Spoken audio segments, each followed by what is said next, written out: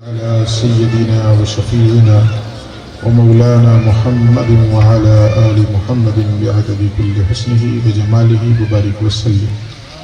مولاي صل وسلم دائما أبدا على حبيبك خير الخلق كلهم. والصلاة والسلام عليك يا رسول الله، والصلاة والسلام عليك يا نبي الله، وعلى آلك وأصحابك يا حبيب الله صلی اللہ تعالی علیہ وسلم.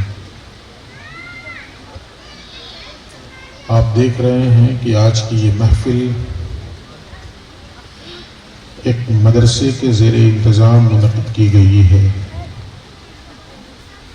اور اس مدرسے کے اس ادارے کے روح رواں حضور پیر طریقت سید شاہ احمد الحسینی دامت برکاتہم القدسیہ، جن کی اس وقت آپ حضرات زیارت فرما رہے ہیں، ان کی کوششوں سے اور ان کی محنتوں سے بہت تھوڑی سی مدت میں اس ادارے نے بہترین کارکردگی پیش کی ہے. رزلٹ کے طور پہ 4 بچوں کے سروں پر جو دستار سجائی گئی وہ آپ کے سامنے ہے. اسی طریقے سے اگر ہمارا تعاون، آپ کا تعاون حضور پیر صاحب قبلہ کو حاصل رہا، اس ادارے کو ملتا رہا، تو انشاءاللہ العزیز بہت جلد اس کی کارکردگی میں مزید اضافہ ہوگا اور بہتر نتائج نکلیں گے، اور انشاءاللہ امت کی ضرورتیں یہاں سے پوری کی جائیں گی. آج کی گفتگو کے لیے میں نے جو عنوان بنایا ہے وہ ہے قرآن مقدس اور ہماری ذمہ داریاں. اللہ رب العزت نے جو کتاب ہمیں عطا فرمائی ہے، اس کتاب کے کیا حقوق ہیں ہمارے اوپر، کیا ذمہ داریاں ہیں ہماری، اور ہم ان حقوق کو کتنا ادا کر رہے ہیں، ان ذمہ داریوں کو کتنا ادا کر رہے ہیں، اس پر انشاءاللہ العزیز ہم آپ کے سامنے کچھ دیر روشنی ڈالنے کی کوشش کریں گے. ایک آیت میں نے پڑھی ہے، اللہ رب العزت فرماتا ہے اِنَّا عَرَضْنَا الْأَمَانَةَ عَلَى السَّمَاوَاتِ وَالْأَرْضِ وَالْجِبَالِ. ہم نے اس امانت کو، یعنی اس قرآن مقدس کو آسمانوں پر پیش کیا، زمینوں پر پیش کیا، پہاڑوں پر پیش کیا.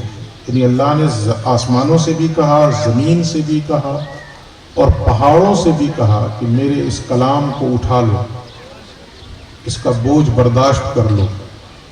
فَأَبَيْنَ أَن يَحْمِلْنَهَا وَأَشْفَقْنَ مِنْهَا. تو ان ساری چیزوں نے اللہ کے اس کلام کے بوجھ کو اٹھانے سے انکار کر دیا. آسمانوں نے بھی انکار کیا، زمینوں نے بھی انکار کیا، پہاڑوں نے بھی انکار کیا کہ ہمارے اندر اتنی طاقت نہیں ہے، اتنی کیپیسٹی نہیں ہے کہ ہم تیرے کلام کے بوجھ کو برداشت کر سکیں. کیوں؟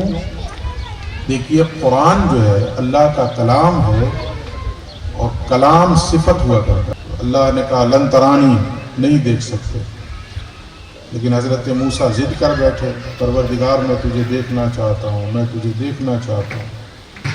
اللہ نے ان سے کہا انظر الی الجبل فإن استقر مکانہ فسوف ترانی. اے موسیٰ پہاڑ کی طرف دیکھو، اگر یہ پہاڑ اپنی جگہ کھڑا رہ گیا تب تو تم مجھے دیکھ پاؤ گے. اس کے بعد اللہ کہتا فلما تجلی ربہ للجبل جعلہ دکا وخر موسیٰ صعقا. پھر جیسے ہی اللہ رب العزت نے اپنی تجلی اس پہاڑ پہ ڈالی، وہ پہاڑ اللہ کی تجلی کے خوف سے ریزہ ریزہ ہو گیا، ٹوٹ پھوٹ کر بکھر گیا. وَخَرَّ مُوسَىٰ صَعِقًا. اور حضرت موسیٰ بے ہوش ہو کر گر پڑے.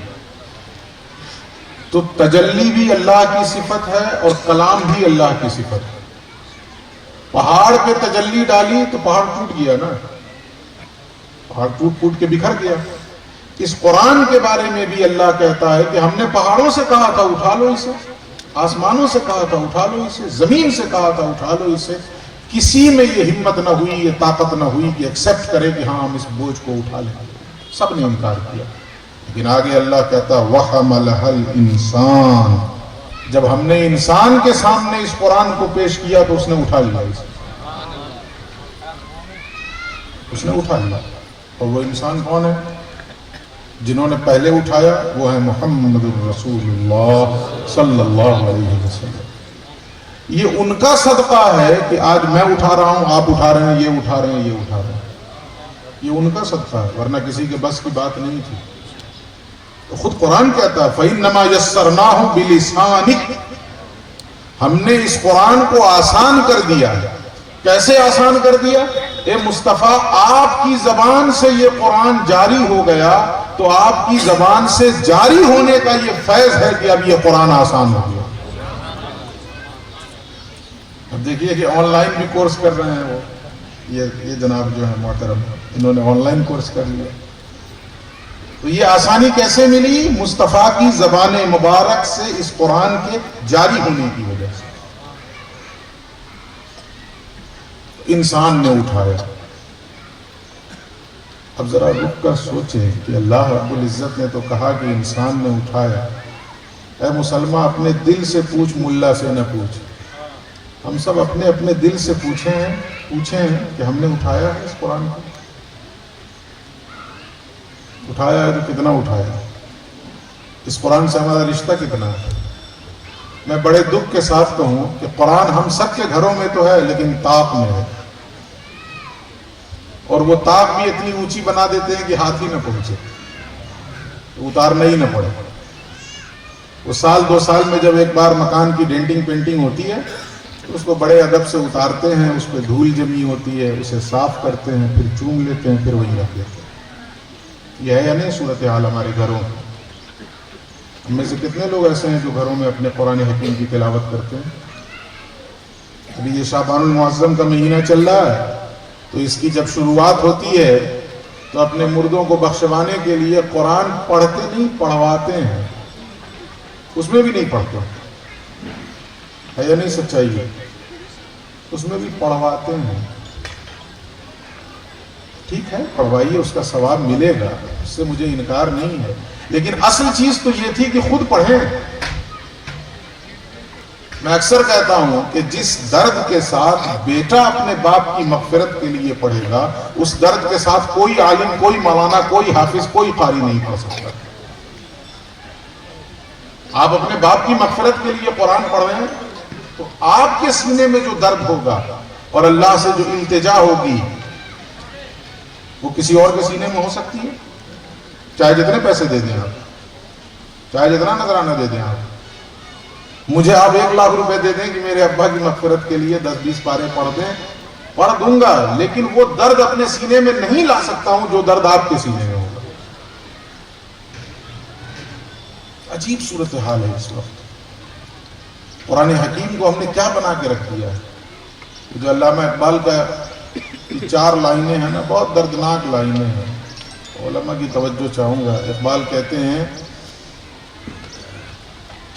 اللہم صلی وسلم وبارک علی سیدنا و مولانا محمد و علی سیدنا و مولانا محمد ببند صوفی و ملا سیری حیات از حکمت قرآن اگیری بایا تشکرا کار جزی نیست کہ از یاسین او آساں بمیری.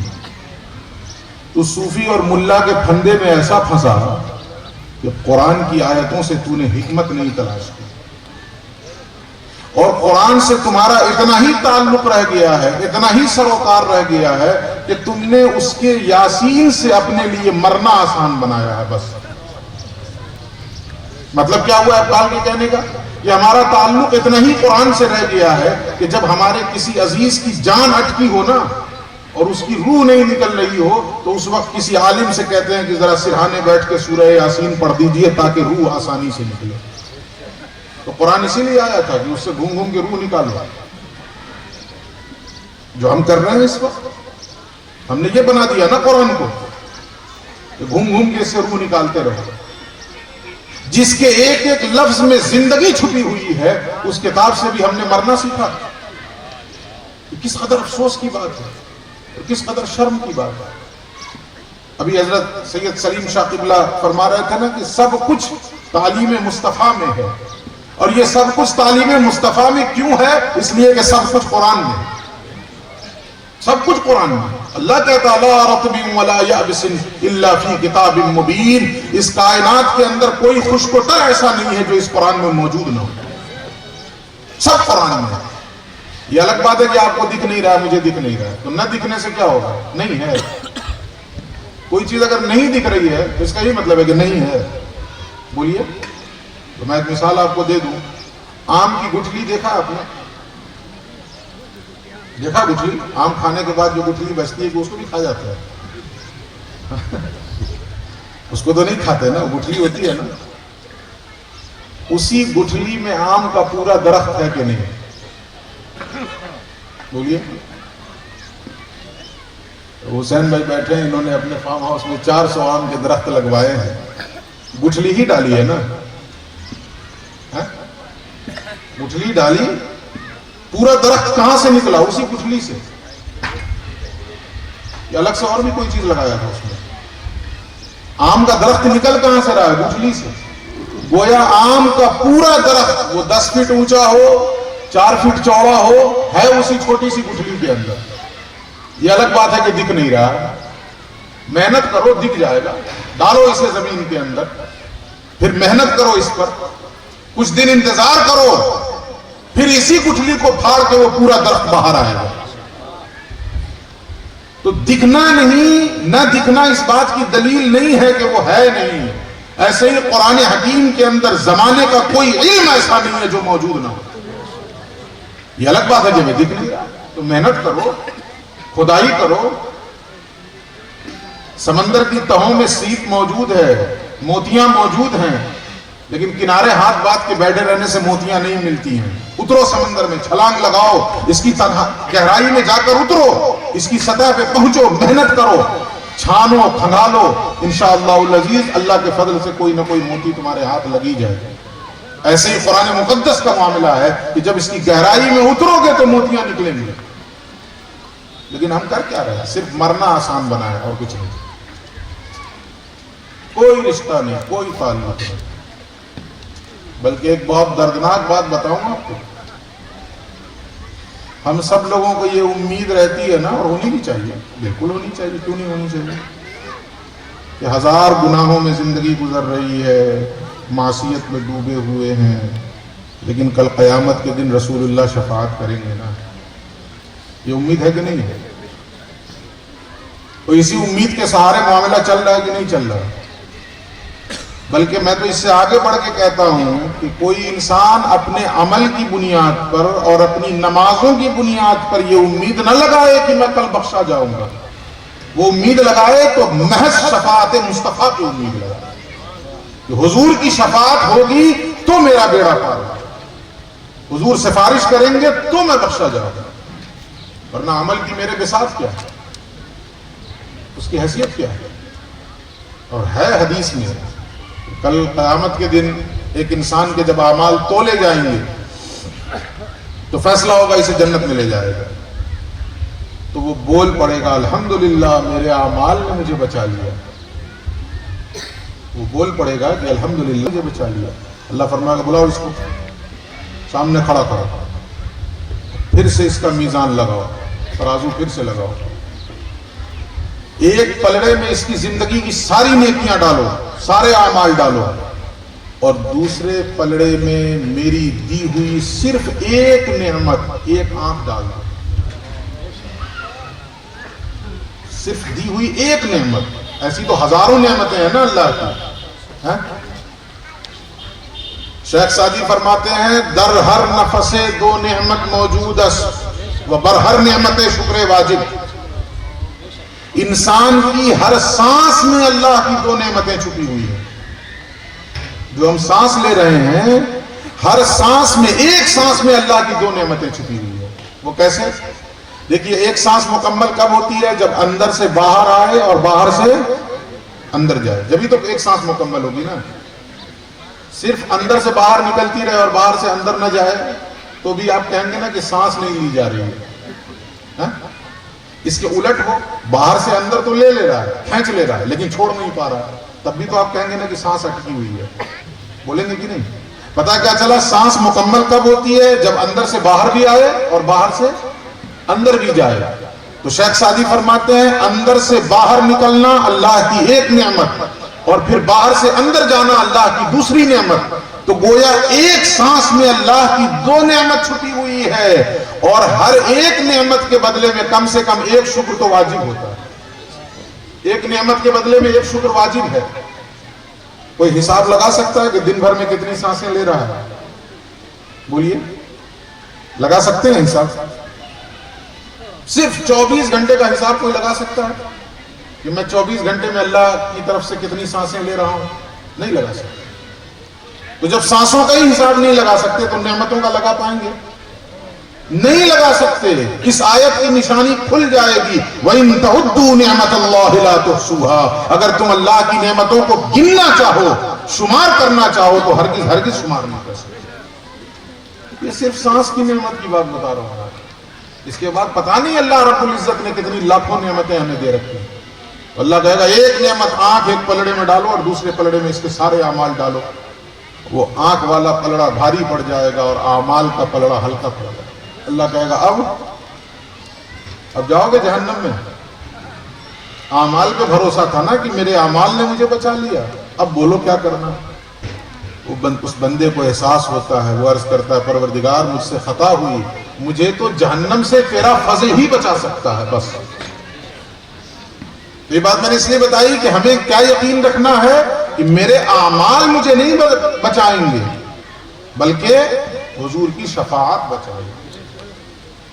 وہ جو حضور مفتی اعظم ہند کا ایک شعر ہے نا کہ میرے اعمال کا بدلہ تو جہنم ہی تھا، میرے اعمال کا بدلہ تو جہنم ہی تھا، میں تو جاتا میرے سرکار نے جانے نہ دیا، میں تو جہنم میں چلا ہی جاتا مگر مصطفیٰ کی نظر کرم نے مجھے بچا لیا اور آپ کی شفاعت نے بچا لیا۔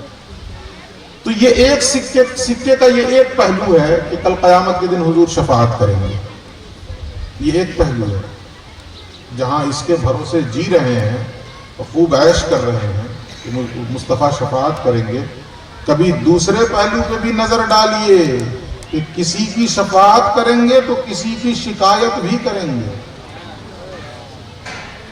کسی کی شفاعت کریں گے تو بولیے نا کسی کی شکایت بھی کریں گے۔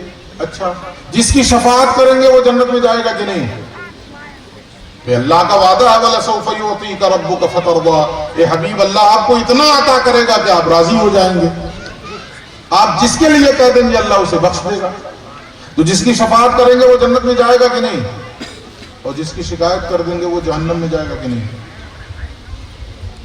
بولیں، حضور جس کی شکایت کر دیں اللہ سے، پھر کون سی چیز ہے اور کون سی طاقت ہے جو اللہ کے عذاب سے اس کو بچا لے اور جہنم سے اسے بچا لے؟ اب سوال یہ پیدا ہوتا ہے کس کی شکایت کریں گے؟ تو پڑھیے قرآن کی آیت، اللہ کہتا ہے وَقَالَ الرَّسُولُ يَا رَبِّ إِنَّ قَوْمِ اتَّخَذُوا هَذَا الْقُرْآنَ مَهْجُورًا۔ یاد کرو کل قیامت کے دن رسول شکایت کریں گے پروردگار میری اس قوم نے قرآن کو پیچھے چھوڑ دیا تھا، میری اس قوم نے قرآن کو ترک کر دیا تھا۔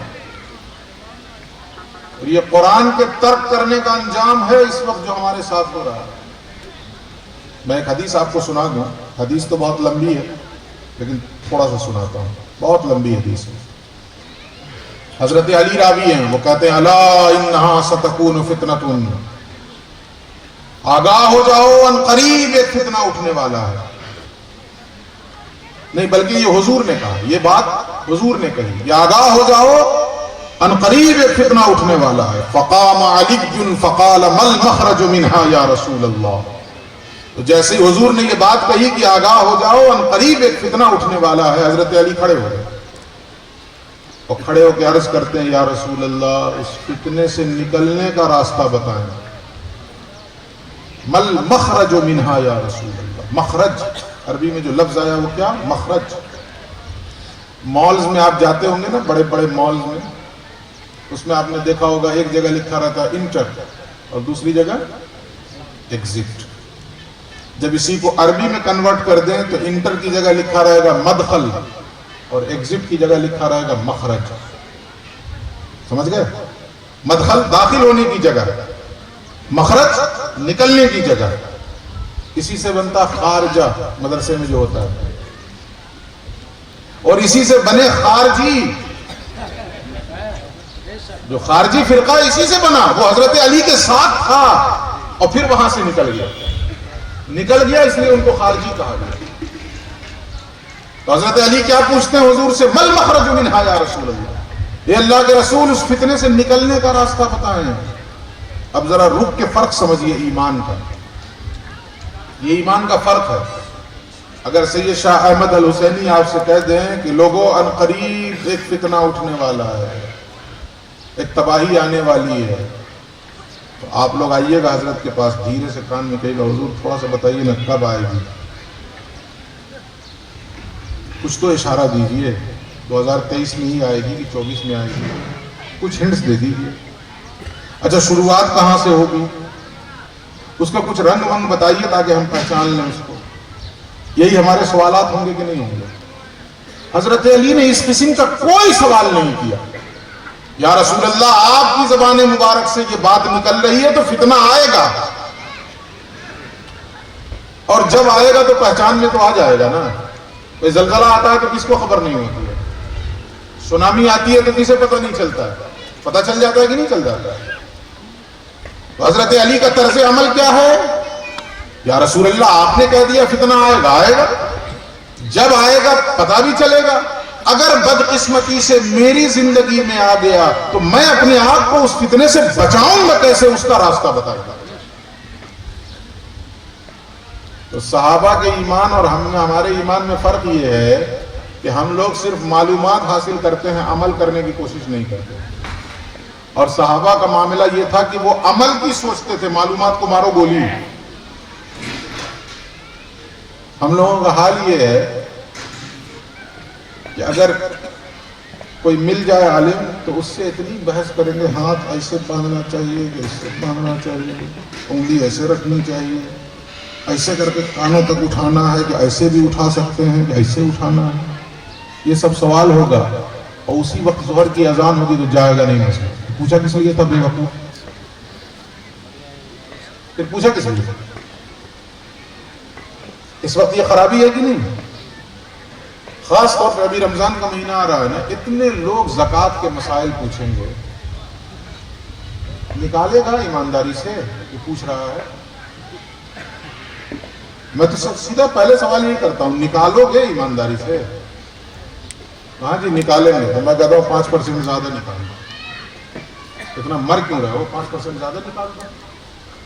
اللہ رب العزت ہمیں ہماری ضرورت سے زیادہ دیتا ہے کہ نہیں؟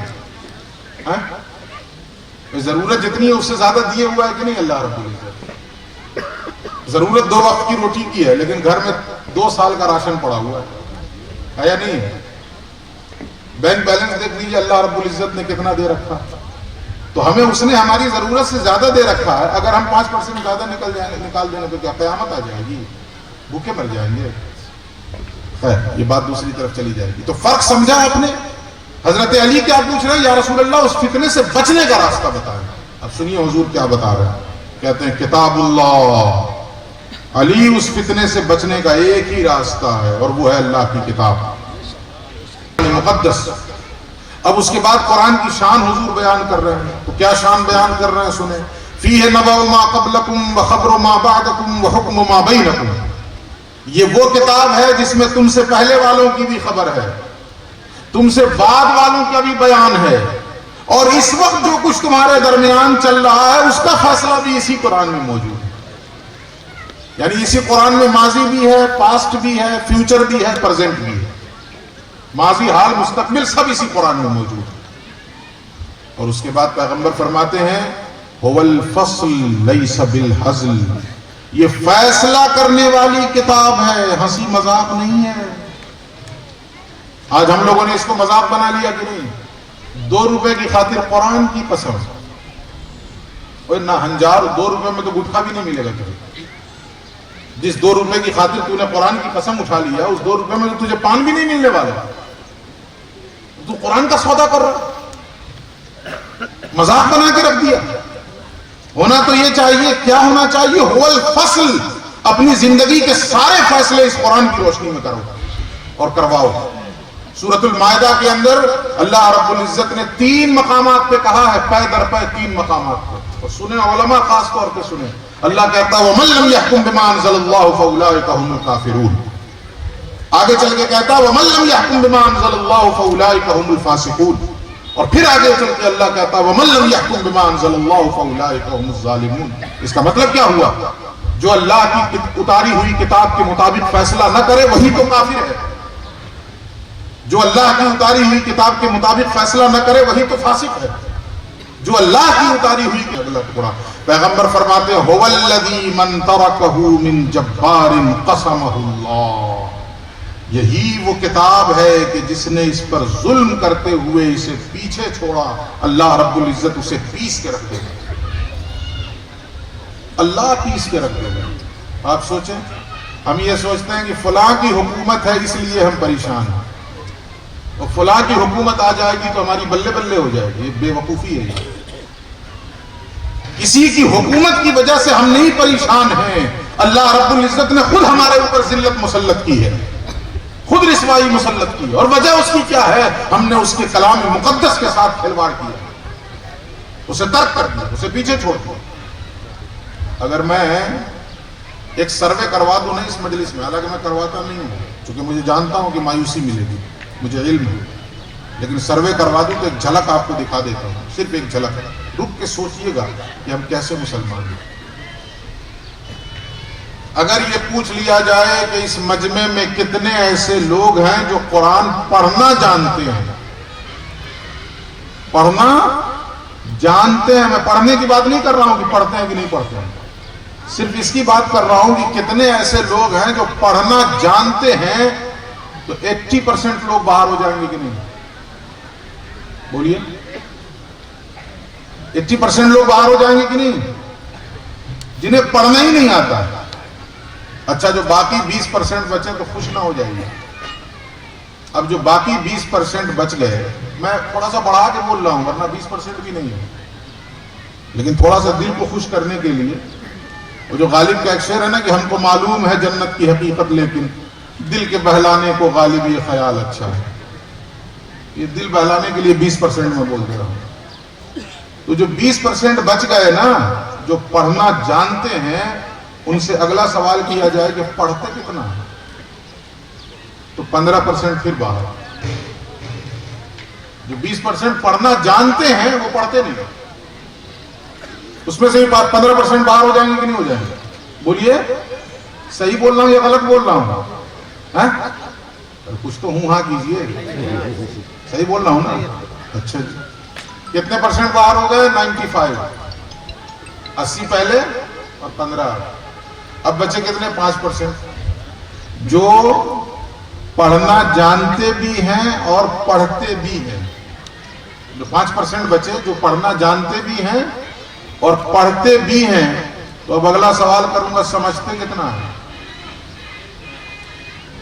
اب اگلا سوال کروں گا کہ سمجھتے کتنا ہے، تو 4.9 پھر باہر۔ صحیح ہے یا نہیں؟ جو بیچارہ حافظ پڑھا رہا اسی کو نہیں پتا کہ میں کیا پڑھا رہا۔ زبان یار من ترکی و من ترکی نمیدان، میرے محبوب کی زبان ترکی ہے اور میں ترکی جانتا نہیں، اسے ہی نہیں پتا کہ میں پڑھ کیا رہا، تو دوسرے کو تو چھوڑ دوں، اسے ہی نہیں معلوم ہے میں پڑھ کیا رہا ہوں، اللہ مجھ سے کہہ کیا رہا ہے۔ یہ صورتحال ہے۔ قرآن دنیا کی ایک تنہا ایسی کتاب ہے جس پر ہم نے یہ ظلم کیا ہے کہ بغیر سمجھے اس کو پڑھے جا رہے ہیں، پڑھے جا رہے ہیں، پڑھے جا رہے ہیں۔ کوئی اور کتاب ہے دنیا میں ایسی جس کو سمجھے بغیر آپ ایک پیج بھی پڑھتے ہو؟ ہے؟ جس کو سمجھے بغیر کوئی ایک پیج بھی آپ پڑھتے ہو؟ آپ گجراتی زبان میں میرے سامنے اخبار لا دیجئے، کیا منٹ پڑھوں گا میں؟ دیکھتے ہی کہوں گا ہٹائیے اس کو، میں نہیں جانتا گجراتی، دیکھتے ہی بول دوں گا نا کہ میں نہیں جانتا۔ لیکن قرآن کے بارے میں کیا سمجھ نہیں رہا، مگر پڑھے گا، ٹھیک ہے، اس کا پڑھنا ثواب ہے، لیکن سمجھنے کی کوشش کون کرے گا؟ کوئی دوسری مخلوق اٹھے گی، کوئی دوسری قوم آئے گی۔ تو جب یہ پوچھ دیا جائے کہ جو 5% پڑھتے بھی ہیں ان میں سمجھتے کتنا ہے، تو 4.9 پھر باہر۔ اب بچے 0.1، 0.1. جو پڑھنا جانتے ہیں، پڑھتے بھی ہیں، سمجھتے بھی ہیں، ان سے پوچھ دیا جائے کہ عمل کتنا کرتے ہیں، تو 0 سناٹا.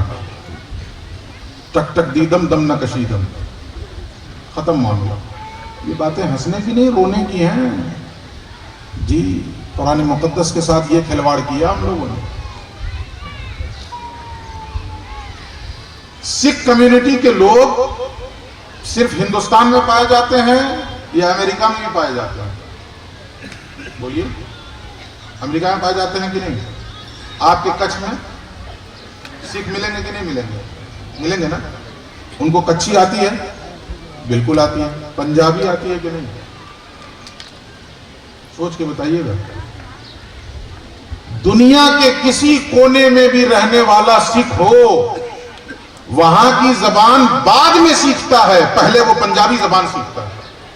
کیوں؟ اس لیے کہ اس کے بڑے، اس کے پورکھے، اس کے پیدائش کے بعد ہی اس کے ذہن میں یہ چیز ڈالتے رہتے ہیں کہ تمہاری مذہبی کتاب کی زبان پنجابی ہے. جو گرو گرنتھ ہے تمہاری مذہبی کتاب، اس کی زبان پنجابی ہے. ہمارا حال کیا ہوا؟ بچہ پیدا ہوا، بہت پیسے والے ہیں، ماڈرن ایجوکیٹڈ ہیں، تو بچے کو پیدائش کے بعد ہی اے فار ایپل سکھانا شروع کر دیتے ہیں، بی فار بال سکھانا شروع کر دیتے ہیں، سی فار کیٹ اور ڈی فار ڈاگ سکھانا شروع کر دیتے ہیں. اس بچے کے ذہن میں ہم یہ نہیں ڈالتے ہیں کہ تم مسلمان کے گھر میں پیدا ہوئے ہو. اللہ رب العزت نے جو کتاب ہمیں عطا فرمائی ہے اس کی زبان عربی ہے، اس لیے کچھ سیکھو یا نہ سیکھو، پہلے عربی سیکھنا ہے. یہ ہم اپنے بچوں کے ذہن میں نہیں ڈالتا. یہ تو افسوس کا مقام ہے. تو حدیث میں اللہ کے نبی فرماتے ہیں هو الذی من ترکہ من جبار قسمہ اللہ. یہی وہ کتاب ہے کہ جس پر اس نے ظلم کرتے ہوئے اسے پیچھے چھوڑا، اللہ اسے ذلیل کر دے گا، اللہ اسے پیس کے رکھ دے گا. قسمہ اللہ کا معنی ہے اللہ اسے پیس کے رکھ دے گا. تو سوچیں اللہ پیس دے گا تو کیا ہوگا؟ ہے کوئی جو اٹھائے ہمیں؟ ہے کوئی جو بلندی دے ہمیں؟ ہے کوئی جو عزت دے ہمیں؟ اور بہت سی شانیں بیان کی ہیں، لیکن 2 شان صرف اور بیان کر دیتا ہوں. اس حدیث میں بہت سی شانیں ہیں، لیکن 2 شان اور بیان کر دیتا ہوں. ایک، اللہ کے نبی فرماتے ہیں هو الذی لا یشبع منہ العلماء. یہ وہ کتاب ہے جس سے علماء کبھی سیر نہیں ہوں گے. کیا مطلب اس کا؟ دنیا کی اچھی سے اچھی چیز مجھے کھلائیے آپ، ایک وقت تو ایسا آگا میں کہ اوب جاؤں گا. ہٹائیے بھائی، بہت ہو گیا.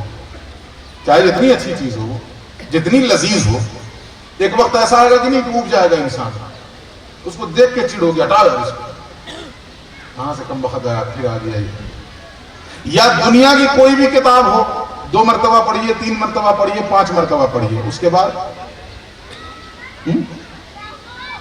5 مرتبہ پڑھنے کے بعد بھی اوب جائیے گا کہ نہیں؟ اب ہٹا اس کو، ختم کرو. یہ قرآن مقدس ایسی کتاب ہے کہ ساری زندگی بھی انسان اس کو پڑھتا رہے، کبھی اوبے گا نہیں. کبھی یہ نہیں کہے گا کہ پیٹ بھر گیا قرآن پڑھتے پڑھتے، اب کیا پڑھا تھا. نہیں. وہ جو خسرو کا ایک شعر ہے کہ خسرو دریا پریم کا، الٹی وہاں کی دھار، جو اترا سو ڈوب گیا، جو ڈوبا سو پار. یہ قرآن مقدس ہے کہ جو اس میں اترے گا وہ ڈوبتا چلا جائے گا، اور جو ڈوبے گا وہی پار ہوگا. یہاں والا دریا نہیں ہے کہ جو ڈوبا وہ ہلاک ہوا. یہ قرآن وہ دریا ہے جو ڈوبا وہی پار ہوا، جو کنارے کھڑا رہ گیا وہ ڈوب گیا، جو کنارے کھڑا رہ گیا وہ ہلاک ہو گیا. اور دوسری شان هو الذی لا یخلق عن کثرت الرد. اور یہ شان اس لیے بیان کر رہا ہوں کہ ابھی رمضان آنے والا ہے. اللہ کے نبی فرماتے ہیں یہی وہ کتاب ہے کہ بار بار دہرائے جانے کے باوجود اس پہ پرانا پن نہیں آتا ہے. بار بار دہرایا جائے، پرانا پن آیا. ابھی رمضان جب آئے گا تو امام صاحب سے کیا کہیے گا؟ کوئی بوڑھا آدمی یہ کہے گا کہ 70 سال سے تو وہی قرآن سن رہے ہیں، کچھ اور سناؤ. بولے گا کیا ہوگا؟ وہ پھر کہے گا کہ ذرا اس بار کوئی اچھے حافظ کو لائیے. کیوں؟ اس لیے کہ جتنی مرتبہ سنیں پرانا پن اس قرآن پہ آتا ہی نہیں. ہر بار ایک نئی لذت، ہر بار ایک نئی شان. تو حضور نے کیا فرمایا اس حدیث میں؟ جس نے اس قرآن کو پیچھے چھوڑا اللہ اسے خود ذلیل کرے گا، اللہ اسے خود رسوا کرے گا۔ اور علامہ اقبال نے اسی کا ترجمہ کیا، وہ کہتے ہیں وہ زمانے میں معزز تھے مسلمان ہو کر، اور تم خار ہوئے تاریخ قرآن ہو کر۔ تم نے قرآن کو چھوڑا اس لیے ذلیل ہوئے، تم نے قرآن کو چھوڑا اس لیے رسوا ہوا۔ تو ہماری جو حالت ہے نا اس وقت، وہ کس وجہ سے ہے؟ ہم نے قرآن کو چھوڑ دیا، ترک کر دیا ہے قرآن کو۔ وہ تو بھلا ہو مدارس اسلامیہ کا، احسان مانیے ان مدرسوں کا کہ انہوں نے قرآن کو بچایا ہوا قرآن، ورنہ اگر یہ مدارس بند ہو جائے نا تو شاید کوئی نماز پڑھانے والا نہ ملے۔ اگر یہ مدرسے بند ہو جائیں تو نماز پڑھانے والے نہیں ملیں گے۔ اپنے باپ کی لاش کاندھے پہ لے کے گھومتے رہیے گا، کوئی جنازہ پڑھانے والا نہیں ملے گا۔ اس لیے احسان مانیے ان مدرسوں کا کہ کچھ بھی ہو، چاہے جیسے بھی ہو، ٹوٹے پھوٹے مکان میں رہ کر کے بھی قرآن پڑھنے والے تو نکال رہے ہیں نا۔ وہ دیکھیے ابھی سید شاہ احمد الحسینی صاحب قبلہ نے محنت کی ہے، چھوٹی سی بلڈنگ ہے، کوئی بہت ہائی فائی بھی نہیں ہے، ابھی قسم پرسی کا عالم ہے، لیکن نکالا نا 4 بچوں کو، قرآن پڑھنے والوں کو، جو معاشرے میں جا کر قرآن پڑھیں گے، قرآن سنائیں گے، اس کا پیغام بتائیں گے۔ لیکن ہم کیا کر رہے ہیں؟ اب سن لیجیے اگلی بات، ہم سب کے اوپر قرآن کے 5 حقوق ہیں۔ کتنے حقوق ہیں؟ 5۔ سمجھنا چاہیں گے؟ وہ سب ٹیکس تو بہت یاد رہتا ہے، جی ایس ٹی اتنے %، اور سی اے سے بار بار فون کر کے پوچھتے ہیں دیکھنا گڑبڑ نہیں کرنا، صحیح دے دینا، جو حق ہے ہمارے اوپر گورنمنٹ کا اس کو ادا کر دینا، ورنہ پھنس نہ جائیں کہیں۔ اور اس حق کو کون ادا کرے گا؟ 5 حقوق ہیں قرآن کے ہمارے اوپر۔ اب اس کو سمجھ لیجیے آپ۔ سب سے پہلا حق ہے قرآن کا تصدیق قرآن۔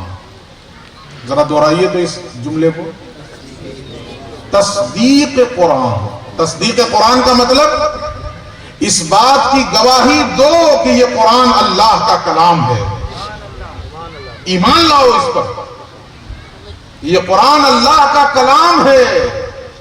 تو یہ حق ادا کیا آپ نے، ایمان لائے ہیں اس پر؟ اچھا جی، اب ذرا سا ایک آئینہ دکھاتا ہوں، ایمان لائے ہیں تو اللہ کہتا ہے ما اصاب من مصیبت فی الارض ولا فی انفسکم الا فی کتاب من قبل ان نبراها ان ذلک علی اللہ یسیر۔ اللہ کہتا جو مصیبت تمہیں پہنچ رہی ہے وہ اچانک نہیں پہنچ رہی ہے، تقدیر کی کتاب میں ہم نے پہلے سے لکھ رکھا ہے۔ جو بھی مصیبت آ رہی ہے وہ ہماری تقدیر میں پہلے سے لکھی ہوئی ہے کہ نہیں؟ بولیے۔ اگر اس بات پر ایمان ہے تو پھر یہ کیوں کہتے ہیں اس نے ایسا کر دیا، اس نے ایسا کر دیا؟ پھر یہ کیوں نہیں کہتے ہیں کہ اللہ نے ہمارے مقدر میں رکھا تھا سو ہوا؟ کسی کے چاہنے سے کیا ہو جائے گا؟ اللہ کے چاہنے سے ہوتا نا۔ بچپن میں ہم لوگ کہتے تھے کہ اللہ کی مرضی کے بغیر پتا بھی نہیں ہلتا، بولتے تھے نا کہ اللہ کی مرضی کے بغیر پتا بھی نہیں ہلتا۔ اللہ کی مرضی کے بغیر پتا بھی نہیں ہلتا تھا، اور آج ٹرک آ کے ہم کو مار دے گا۔ اتنا چھوٹا سا پتا اللہ کی مرضی کے بغیر نہیں ہل رہا، اور اتنا بڑا ٹرک آ کے اللہ کی مرضی کے بغیر مار دے گا ہمیں۔ سوچنے کی چیز ہے یہ، جو ہو رہا ہے وہ اللہ کی مرضی سے ہو رہا ہے، تو کہاں ہے اس پر ایمان؟ تو تصدیق قرآن ہی میں ہم لوگ پھنس جائیں گے۔ مسلمانوں کی یہ حالت ہے کہ راستہ چل رہے ہوں گے، کار ڈرائیو کر رہے ہوں گے، اور سامنے سے بلی راستہ کاٹ دی تو ہڑبڑا جائے، یہ کیا ہوگا؟ بلی کاٹ دی تو آپ پریشان ہو گئے کہ اب گڑبڑ ہو جائے گا، ایکسیڈنٹ ہو جائے گا۔ یعنی ہماری زندگی میں صحیح اور غلط کا فیصلہ کتا اور بلی کرے گا کہ اللہ کرے گا؟ بولیے، ہم نے کیا سمجھ لیا ہے کہ یہ بلی کی وجہ سے ہمارا راستہ خراب ہو جائے گا، کتے کی وجہ سے ہمارا دل خراب ہو جائے گا؟ ہماری زندگی کے صحیح اور غلط کے فیصلے کا مالک تنہا اللہ رب العزت ہے۔ تو کہاں ہے تصدیق قرآن؟ تو اس شان سے قرآن کی تصدیق کیجئے کہ یہ اللہ کا کلام ہے، اس شان سے تصدیق کیجئے۔ کوئی اگر یہ کہے کہ سورج آج پچھم سے نکل گیا اور پورب میں جا کے ڈوب گیا، کدھر سے نکلتا ہے سورج؟ بولیے، پورب سے نکلتا ہے نا، اور کدھر ڈوبتا ہے؟ پچھم میں، لیکن کوئی الٹ دے اس کو اور بولے کہ آج پچھم سے نکلا پورب میں جا کے ڈوبا، تو آپ کہیے یہ ہو سکتا ہے، لیکن یہ نہیں ہو سکتا ہے کہ اللہ کے کلام کی کوئی بات غلط ہو جائے، سورج کا راستہ بدل جائے، یہ ممکن ہے، لیکن قرآن مقدس کی کوئی ایک بات بھی غلط ہو جائے یہ ممکن نہیں۔ اس طرح سے تصدیق کیجئے تب قرآن کا پہلا حق ادا ہوگا۔ سمجھ گئے؟ تو پہلا حق کیا ہے؟ بھول گئے؟ جو پڑھا لکھا تھا نیاز نے اسے صاف دل سے بھلا دیا، تصدیق قرآن، یہ پہلا حق یاد رہے گا؟ بولیے۔ اس کے بعد دوسرا حق ہے ترتیل قرآن۔ جس قرآن پر ایمان لائے ہو پہلا حق ادا کر چکے ہو، اب دوسرا حق ادا کرو، اور وہ کیا ہے؟ ترتیل قرآن، یعنی اس قرآن کو ٹھہر ٹھہر کے پڑھو، ٹھہر ٹھہر کے پڑھو، ٹھہر ٹھہر کے پڑھو۔ ابھی یہ تجوید کی دستار دی گئی بچوں کو، یہ تجوید میں یہی سکھایا جاتا ہے، یہ نہیں کہ حافظ ریل بن جاؤ، ارے کہاں پڑھ رہا ہے یار، مذاق کر رہا ہے قرآن کے ساتھ۔ وہ جاگرن ہوتا ہے ہم لوگوں کے علاقے میں، وہ پوری رات جو ہے ایک دم پتہ نہیں پنڈت جی کیا بولتے رہے، شہاہا شہاہا، یہی حالت مسلمانوں نے بنا دی قرآن میں۔ ٹھہر ٹھہر کر پڑھو قرآن کو، اس انداز سے پڑھو کہ ایک ایک لفظ موتیوں کی طرح چنا جا سکے، ایسے پڑھو قرآن۔ اللہ کے نبی فرماتے ہیں زینوا القرآن باصواتکم، قرآن کو اپنی آوازوں سے سجاؤ، اپنی آوازوں سے سنوارو۔ یہ حافظ صاحب سورۃ الرحمن کی تلاوت کر رہے تھے، مجھے بڑا مزہ آیا، بڑی لذت ملی آج سورۃ الرحمن پڑھا، میرا دل چاہ رہا تھا کہ اور پڑھیں گے، لیکن وقت کی مجبوری تھی، اس لیے میں نے سورۃ الرحمن کی تلاوت بھی کی ہے خطبے کے بعد، 4 آیتیں شروع کی۔ تو اس انداز میں پڑھنا چاہیے قرآن، ٹھہر ٹھہر کر پڑھنا۔ اور یہ کس کو حکم دیا اللہ نے؟ نبی کو۔ سورۃ المزمل پڑھیے نا، یا ایھا المزمل قم اللیل الا قلیلا نصفہ او انقص منہ قلیلا او زد علیہ ورتل القرآن ترتیلا۔ اللہ اپنے نبی سے کہہ رہا ہے، اے مزمل، اے چادر میں لپٹ کر سونے والے، رات کو اٹھ جایا کرے، کھڑے ہو جایا کرے، کتنی دیر؟ نصفہ او انقص منہ قلیلا، آدھی رات یا اس میں کچھ کم، او زد علیہ یا کچھ زیادہ۔ پہلے تو کہا آدھی رات، اور پھر کہا اس میں کچھ کم یا کچھ زیادہ، تھوڑا سا کم بھی ہو جائے تو بھی چلے گا، تھوڑا زیادہ بھی ہو جائے تو بھی چلے گا۔ اور اس کے بعد کرنا کیا ہے؟ وَرَتِّلِ الْقُرْآنَ تَرْتِيلًا، رات کو میری بارگاہ میں کھڑے ہو کر نماز کی حالت میں قرآن کو ٹھہر ٹھہر کر پڑھیں۔ اللہ اپنے نبی سے کہہ رہا ہے۔ تو قرآن کا دوسرا حق کیا ہے؟ قرآن کو ٹھہر ٹھہر کر پڑھنا، صرف پڑھنا نہیں بلکہ ٹھہر ٹھہر کر پڑھنا۔ ہاں، کوئی حافظ صاحب بھی بہت زیادہ جنریٹر بننے کی کوشش کریں تو روک دیجئے ان کو، کہیے ایسے مت سنائیے بھائی، ٹھہر ٹھہر کے پڑھیے، جو حق ہے قرآن کا اس حق کی ادائیگی کے ساتھ پڑھیے۔ اسی لیے ادارہ قائم کیا گیا ہے کہ لوگ قرآن کو اس کے حق کے ساتھ تلاوت کریں، جو اس کا حق ہے اس حق کے ساتھ پڑھنا، اور حق کیا ہے؟ ٹھہر ٹھہر کر پڑھنا۔ تو پہلا حق کیا تھا؟ تصدیق قرآن۔ دوسرا حق کیا ہوا؟ ترتیل قرآن۔ یاد رہے گا؟ بولیے نا انشاءاللہ۔ اب آئیے تیسرا حق، تعمیل قرآن، نہیں، تفہیم قرآن۔ جس قرآن پر ایمان لائے ہو، جس قرآن کو ٹھہر ٹھہر کر پڑھ رہے ہو، اس کا تیسرا حق ہے تفہیم قرآن، اس قرآن کو سمجھنے کی بھی کوشش کرو۔ اللہ نے کیا کہا ہے مجھ سے، سمجھنے کی کوشش ہونی چاہیے کہ نہیں؟ ایک انگریزی زبان کا میسج آ جائے نا بینک سے کوئی میسج آ جائے انگلش میں، تو کیا کرتے ہیں ہم لوگوں کا رویہ کیا ہوتا ہے؟ اگر تو آتی ہے انگلش تو ٹھیک ہے، پڑھ کے سمجھ لیے، نہیں آتی ہے تو پاگل کتے کی طرح بٹ بٹھاتے ہیں، ادھر سے ادھر سے، کوئی مل جائے ایسا آدمی جو پڑھ کے بتا دے ہے کیا چیز، کوئی ملا ہے ذرا سے سنیے، ذرا اس کو ذرا پڑھ کے بتائیے تو یہ ہے کیا، بینک سے آیا ہے، دیکھیے میں سمجھ نہیں پا رہا ہوں۔ وہ پڑھ کے بتا دیتا ہے کہ یہ تمہارے بینک والے نے یہ کہا ہے تم سے KYC اپڈیٹ کرواؤ۔ ایک مثال میں نے دے دی، ہوتا ہے کہ نہیں ہوتا ہے؟ اچھا، اس نے پڑھ کے بتا دیا نا، اور تھوڑی دیر کے بعد انگلش کے کوئی ٹیچر نظر آ گئے تو پھر اس کے پاس پہنچ جاتے ہیں. اب ذرا آپ بتا دیجئے، آپ زیادہ ماہر ہیں. ایک کسی نے بتا دیا، اس کے باوجود تسلی ابھی نہیں ہوئی ہے، اس سے زیادہ ماہر کی تلاش میں ہے، اس سے زیادہ ایکسپرٹ انگریزی زبان کا کوئی مل جائے تو اس سے پوچھ لیں. یہی ہوتا ہے کہ نہیں ہوتا؟ کبھی یہ توفیق ہوئی کہ میرے پروردگار نے مجھے قرآن میں کیا میسج دیا ہے؟ اگر خود نہیں سمجھ پا رہا ہوں تو کسی سے سمجھنے کی کوشش کروں، اور اگر کسی سے سمجھا بھی ہوں تو پھر کسی ایکسپرٹ کے پاس جاؤں، ان سے سمجھنے کی کوشش کروں. یہ توفیق ہی نہیں ہوتی ہے. زندگی گزری چلی جا رہی ہے، پیدائش سے لے کر سوار ہو گئے، لیکن توفیق نہ ہوئی کہ قرآن کو سمجھا جائے. کاندھے پہ سوار ہونا سمجھ گئے نا، جنازہ اٹھ گیا، لیکن احساس نہیں ہوا کہ قرآن کو سمجھنا بھی ہے. اللہ کا کلام ہے، اللہ کا پیغام ہے ہمارے لیے اور آپ کے لیے، اسے سمجھنا ہماری ذمہ داری ہے اور اس قرآن کا حق ہے ہمارے. تو تیسرا حق کیا ہوا؟ تفہیم قرآن. پھر سے ریپیٹ کریں، پہلا حق تصدیق قرآن، دوسرا ترتیل قرآن، تیسرا تفہیم قرآن. اس کے بعد آئیے، کتنے حق ہیں ٹوٹل؟ 7 یا 8؟ 5 ہی تھے نا. اچھا چلیے. اس کے بعد چوتھا حق ہے تعمیل قرآن. جس قرآن پر ایمان لائے ہو، جس قرآن کو پڑھتے ہو، جس قرآن کو سمجھتے ہو، اس پر عمل بھی کرو. یہ ہے تعمیل قرآن. قرآن پر عمل کرنا، اس کی روشنی میں زندگی گزارنا، اس کے کھینچے ہوئے خطوط پہ چلنا، یہ ہے قرآن کا چوتھا. تعمیل قرآن ہے ہماری زندگی. ادا کر رہے ہیں ہم اس کا؟ نہیں کر رہے. میں تو بتا چکا پہلے حق میں ہم لوگ پھنس جاتے ہیں، لیکن صرف اس لیے بتا رہا ہوں کہ انسان کو جب جانکاری ہوتی ہے نا تو عمل کرنے کا جذبہ پیدا ہوتا ہے.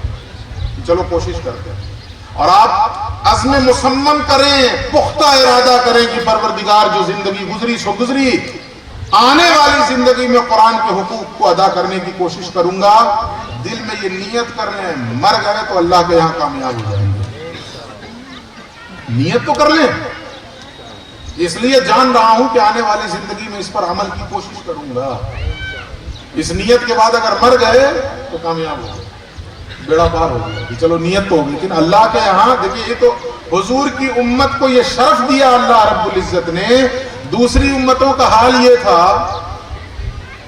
کہ گناہ کی نیت بھی کرے تو گناہ کی سزا مل جاتی تھی، گناہ کا ارادہ بھی کرے تو گناہ کی سزا مل جاتی تھی. لیکن حضور کی امت کو اللہ نے یہ شرف دیا ہے کہ گناہ کی نیت کرے تو گناہ نہیں لکھا جائے گا، لیکن نیکی کی نیت کرے تو نیکی لکھ دی جائے گی. اگر نیکی کی نیت کرے حضور کی امت، ہم اور آپ نیت کریں گے تو نیکی لکھ دی جائے گی. اسی لیے حدیث ہے نیت المؤمن خیر من عملہ، مومن کی نیت اس کے عمل سے زیادہ بہتر ہے. تو اچھی نیت کر لیں. تو چوتھا آپ کیا تھا؟ تعمیل قرآن، قرآن پر عمل کرنا. اور اس کے بعد 5واں حق ہے تبلیغ قرآن. جس قرآن پر ایمان لائے ہو، جس قرآن کو پڑھتے ہو، جسے سمجھتے ہو، جس پر عمل کرتے ہو، تو صرف اپنی ذات تک نہ رکھو، اس قرآن کی تبلیغ دوسروں تک بھی کرو، دوسروں کو بھی پہنچاؤ، دوسروں کو بھی بتاؤ، اور سب سے پہلے اپنے گھر والوں کو بتاؤ. جیسا کہ قرآن نے کہا یا ایھا الذین آمنوا قوا انفسکم واہلیکم نارا، اے ایمان والو اپنے آپ کو جہنم کی آگ سے بچاؤ اور اپنے گھر والوں کو بچاؤ. پہلے اپنے آپ کو بچاؤ اور اس کے بعد اپنے گھر والوں کو بچاؤ. اس میں بھی ہم لوگ غلط کرتے ہیں. جو لوگ نماز کے پابند ہیں، جو نہیں پڑھتے، میں ان کی بات نہیں کر رہا، جو پابند ہیں نماز کے، ان کی بھی حالت یہ ہے کہ وہ خود تو چلے جاتے ہیں مسجد، اپنے بیٹوں سے نہیں کہتے، اپنے پوتوں سے نہیں کہتے، اپنی بیٹیوں سے نہیں کہتے، اپنی بہوؤں سے نہیں کہتے. اچھا ایک مثال سے میں آپ کو سمجھاؤں. اگر آپ یہ دیکھ لیں کہ آپ کا بیٹا کھیل کھیل میں کوئی ایسا کھیل کھیل رہا ہے جس میں آنکھ پہ پٹی باندھ دی گئی ہے اس پہ، اور آپ یہ دیکھ لیں کہ وہ کھیل کھیل میں جا رہا ہے اور اس کے سامنے کھائی ہو، گر جائے گا آگے، تو چھوڑ دیں گے یا اس کو بچانے کی فکر کریں گے؟ بولیے. جس قدر ممکن ہوگا، جتنی آپ کی کیپیسٹی ہوگی، اسے بچانے کی فکر کریں گے کہ نہیں کریں گے؟ آپ خود نماز پڑھنے جا رہے ہیں، اولاد کو چھوڑ دے رہے ہیں، وہ جہنم کے گڑھے کی طرف جا رہی ہے کہ نہیں جا رہی ہے؟ تو چین کی نیند کیسے آ جاتی ہے آپ کو؟ آپ کی اپنی اولاد جہنم کی طرف بڑھ رہی ہے اور آپ چین سے سو جا رہے ہیں؟ دنیا کے اعتبار سے اولاد ناکام ہو تو آپ بے چین ہیں، دنیا کے اعتبار سے اولاد کامیاب نہ ہو تو باپ بے چین رہتا ہے، اسے نیند نہیں آتی ہے۔ لیکن وہی اولاد، اس کا وہی جان سے زیادہ عزیز بیٹا جہنم کی طرف بڑھ رہا ہے اور باپ کو کوئی فکر نہیں، اسے کوئی احساس نہیں۔ اس کا مطلب ہے کہ اولاد سے حقیقی محبت نہیں ہے آپ کو۔ اگر حقیقی محبت ہوتی تو دنیا کی کامیابی سے زیادہ آخرت کی کامیابی کی فکر کرتے۔ تو پانچواں حق ہے تبلیغ قرآن۔ جس قرآن کو خود سمجھا ہے اسے اور خود عمل کیا ہے، اسے دوسروں تک بھی پہنچاؤ، اسے دوسروں تک بھی پہنچاؤ۔ اب یہ جو مدرسے میں پڑھانے والے لوگ ہیں نا، یا ذمہ داران ہیں، حضور سید صاحب قبلہ ہیں، ذمہ دار ہیں، پڑھانے والے اساتذہ ہوں گے نا، اساتذہ مدرسے میں ہیں کہ نہیں؟ ہاں موجود، آپ ہی پڑھاتے ہیں؟ اچھا ماشاءاللہ۔ تو پڑھانے والے جو اساتذہ ہیں ان کا مقام کیا ہے،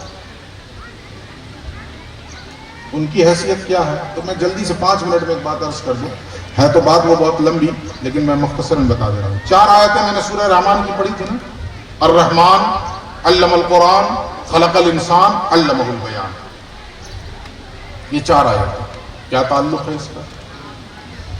ان 4 آیتوں میں اللہ رب العزت نے 4 چوٹی کی چیزیں بیان کی، 4 بالکل چوٹی کی، ٹاپ کی چیزیں۔ وہ کیسے؟ سب سے پہلی آیت میں اللہ نے اپنا ایک نام بیان کیا، رحمان۔ اللہ کا نام ہے نا رحمان۔ رحمان کا معنی کیا ہوتا ہے؟ رحم فرمانے والا۔ تو یہ چوٹی کا نام کیسے؟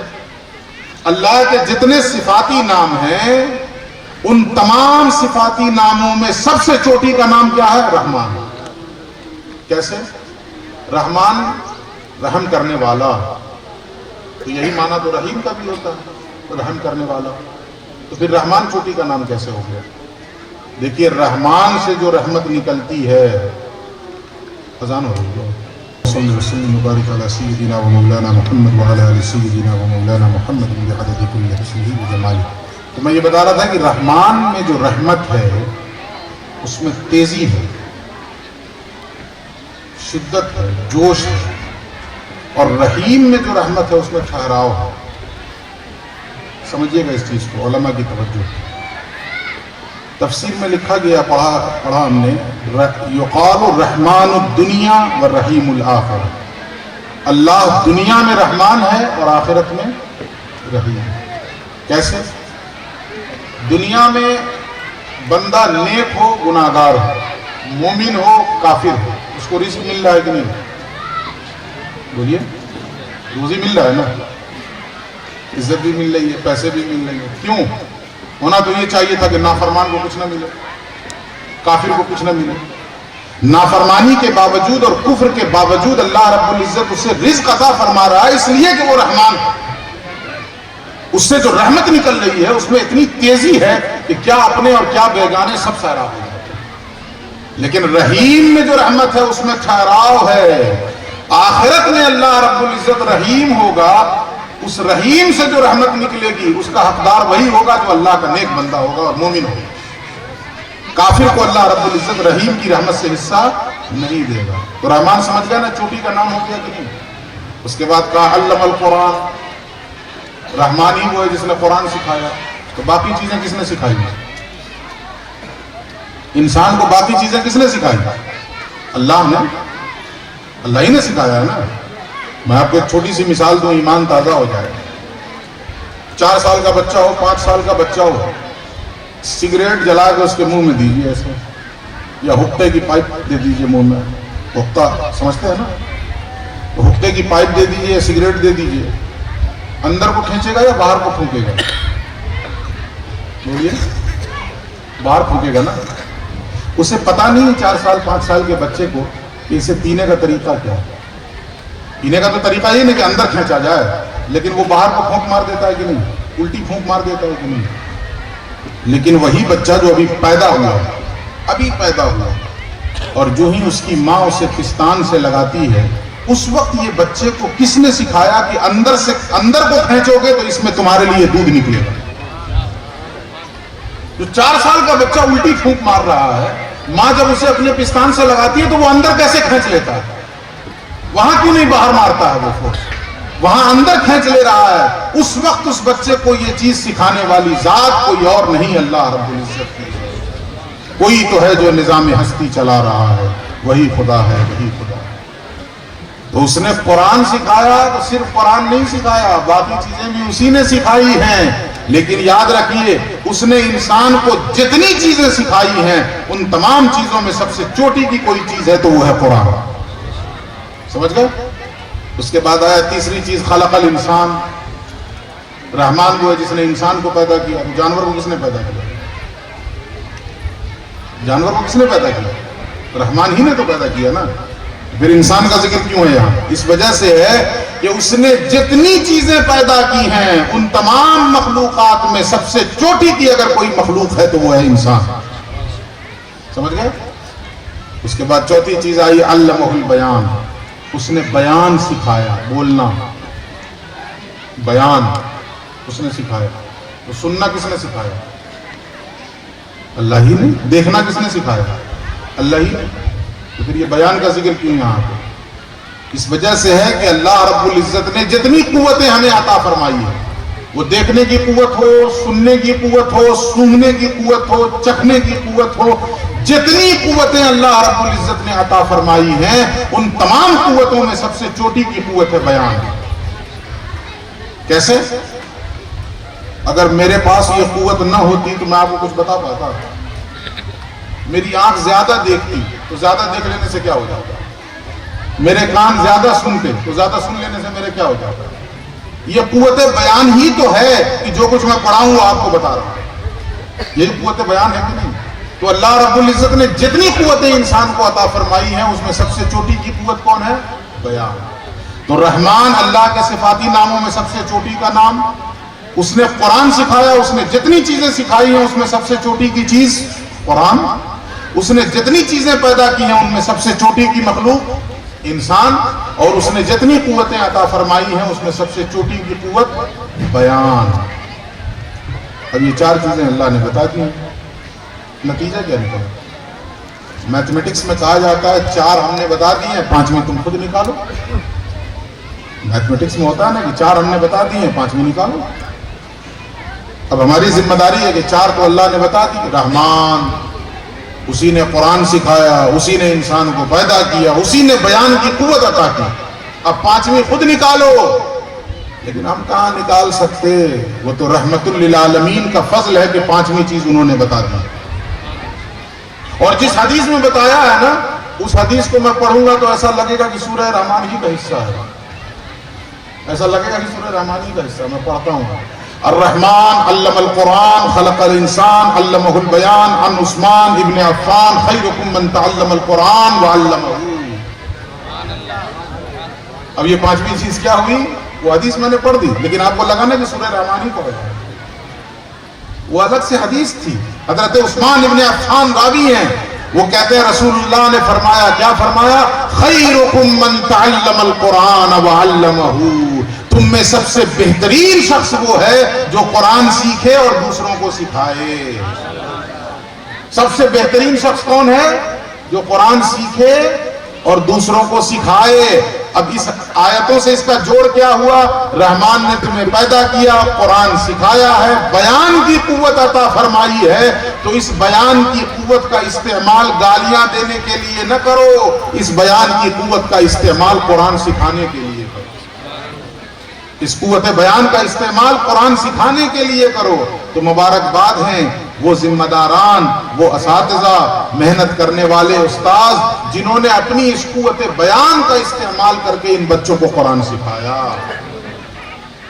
تو آپ کی ذمہ داری یہ بنتی ہے کہ اس ادارے کو اور عروج پہ پہنچانے کی فکر کریں۔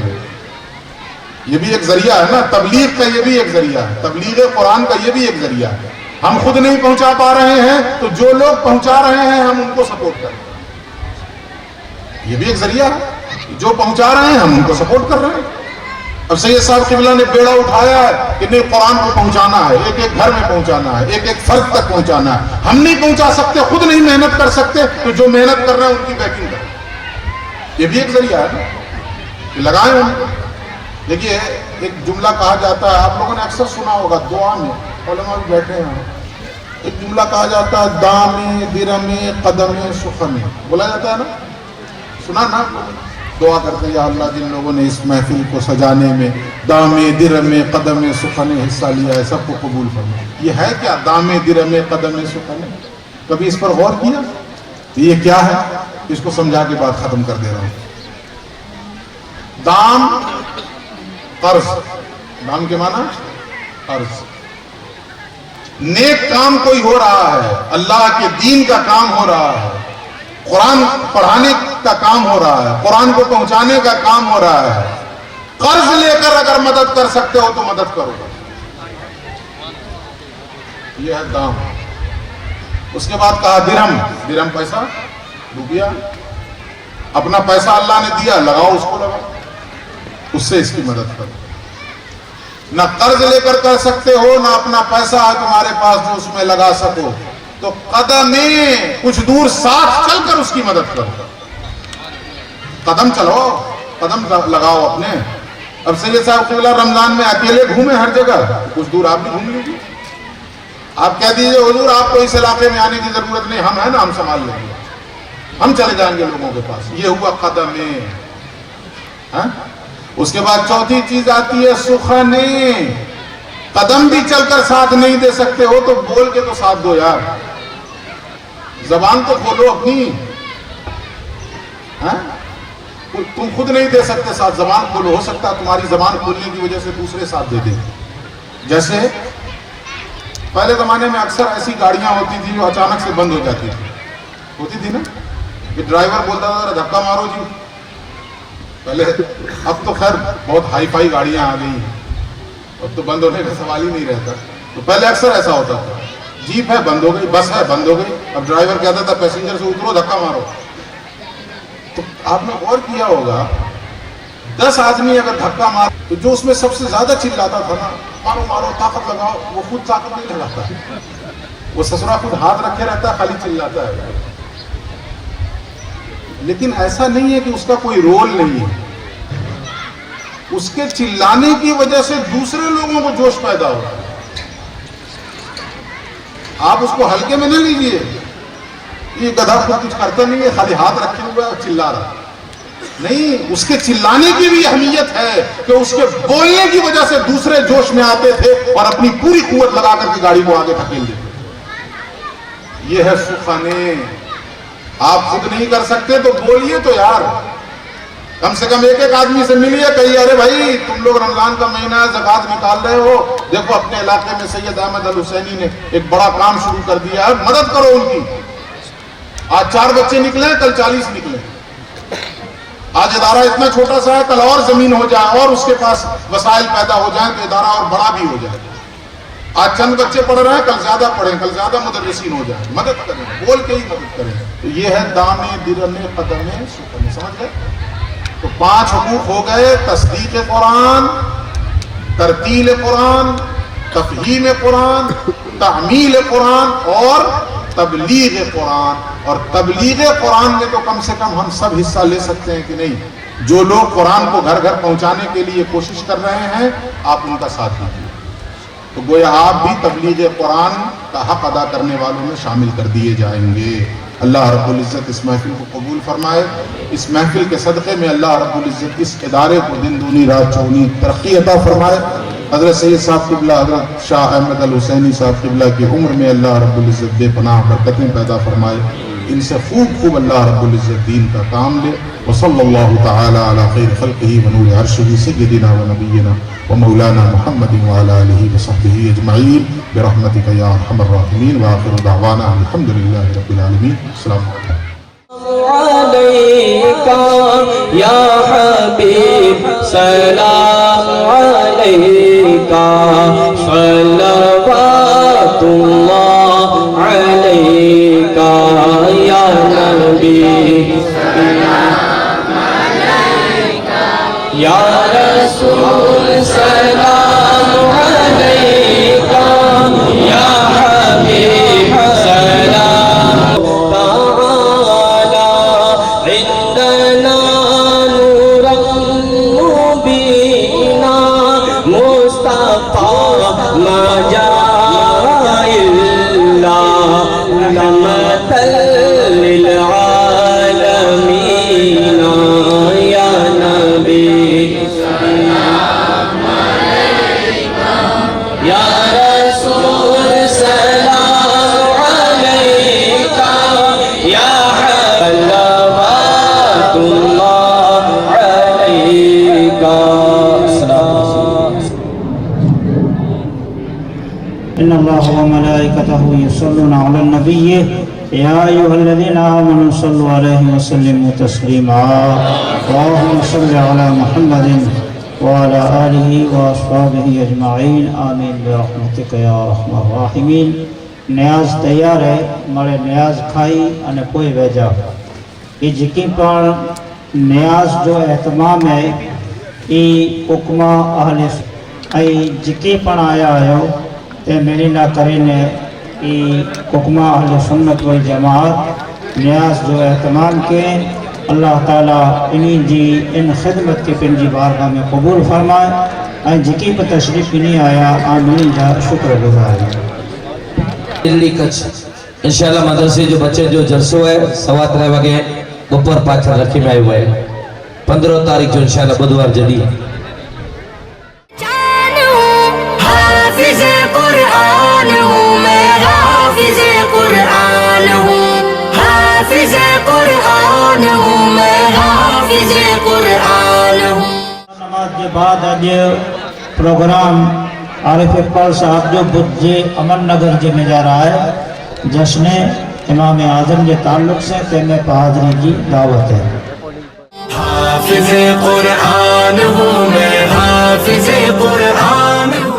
عمر خمیسہ لوریا نے خلیفہ دادا لوریا نے سلمان کلے جناب جنا ہوئے نا اسٹیج میں حاضر تھے انہیں 4 ماہ جنا باقی انہیں جو سلمان کریلا کرے عمر خمیسہ نے خلیفہ دادا لوریا گاؤں یہ کو دستار بندی کرے انہیں جو سلمان کری دا ماشاءاللہ خاصی گا سبحان اللہ جے کو پانچے مدرسے میں فارغ تھے ہیں بچہ انہیں جو سلمان کریلا کرے لوری تھی عمر خمیسہ نے خلیفہ دادا لوری گام جائیں سلمان کری دا ماشاءاللہ سبحان اللہ. حافظ قرآن ہوں میں حافظ قرآن ہوں حافظ قرآن ہوں میں حافظ قرآن ہوں حافظ قرآن ہوں میں حافظ قرآن ہوں. زندگی کے جتنے بھی ہیں رنگ رب کے واسطے امن رب کے واسطے ہے جنگ رب کے واسطے ہر ادا رب کے لیے ہر ڈھنگ رب کے واسطے میری لے رب کے لیے آہنگ رب کے واسطے. کائنات رنگ بو کائنات رنگ بو میں چند دن مہمان ہوں کائنات رنگ بو میں چند دن مہمان ہوں. حافظ قرآن ہوں میں حافظ قرآن ہوں حافظ قرآن ہوں میں حافظ قرآن ہوں. قرآن قرآن قرآن قرآن قرآن کریم کا حافظ ہوں قرآن کریم کا حافظ ہوں. فکر میری رب کی جانب مائل پرواز ہے خالق کونین کی قدرت پہ مجھ کو ناز ہے. حمد و نعت و منقبت میرے لیے اعزاز ہے شعر لکھنے کا میرے اعجاز ایک انداز ہے. میں کتاب اللہ میں کتاب اللہ پر سو جان